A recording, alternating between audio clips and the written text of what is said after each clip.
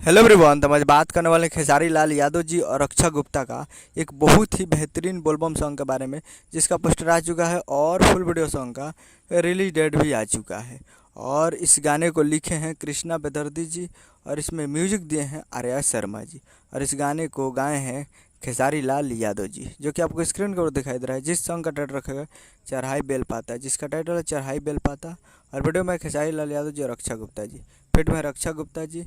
और ये full video song को रिलीज़ किया जा रहा है। Full video song release on 22 जुलाई 2024 को सुबह 6:30 AM पर ये फुल वीडियो सॉन्ग को रिलीज़ किया जा रहा है। यानी कल 22 तारीख को सुबह 6:30 पे तैयार रहिएगा फुल वीडियो सॉन्ग देखने के लिए, जो कि टुमारो कल 6:30 में रिलीज़ किया जा रहा है इस गाने को। तो आप लोग तैयार रहिएगा। और ये दूसरा का ग्लोबल म्यूजिक जंक्शन से आ रहा है, दूसरा ये बोलबम सॉन्ग है जो कि ग्लोबल म्यूजिक जंक्शन से 2024 में आ रहा है। तो बहुत ही बेहतरीन सॉन्ग है और तैयार रहिएगा कल सुबह 6:30 पे।